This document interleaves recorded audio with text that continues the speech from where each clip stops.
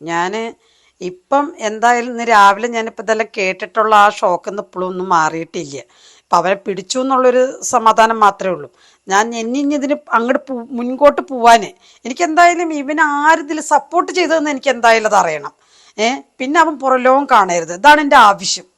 ഈ പുറലോകം എന്താണെന്ന് ഇനി അവൻ കാണുകയും ചെയ്യരുത്.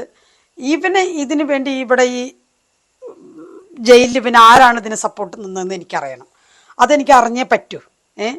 എന്താ വെച്ചിട്ടുണ്ടെങ്കിൽ ഇന്നലെ നാളെ ഇതിലപ്പുറമല്ലേ സംഭവിക്കാൻ പോണത്.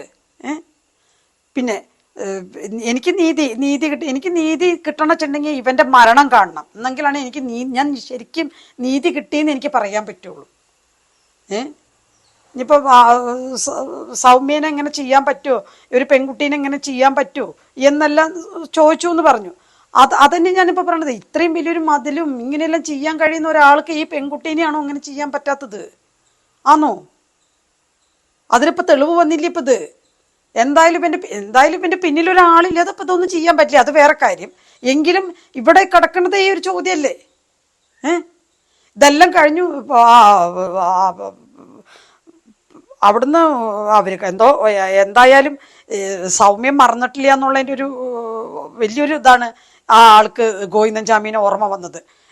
അപ്പം ആ ആൾ ഇന്നത്തെ വാർത്ത കണ്ടു, അവനെ വിളിച്ചു, അവനെ പിടിക്കാൻ പോയി, അവൻ ഓടി, കിണറ്റിൽ പോയി ചാടി. അത് ചത്തതുമില്ല. അവൻ കിണറ്റിൽ പോയി ചാടിയിട്ട് അവൻ കയറി തൂങ്ങി നിൽക്കുക ചെയ്തത്.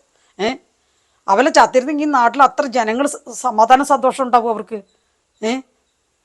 അതുപോലും അവന് നിഷേധിച്ചിട്ട്, മരണം പോലെ അവനെ നിഷേധിച്ച പോലെയാണ് ഇപ്പം ഇരിക്കുന്നത്.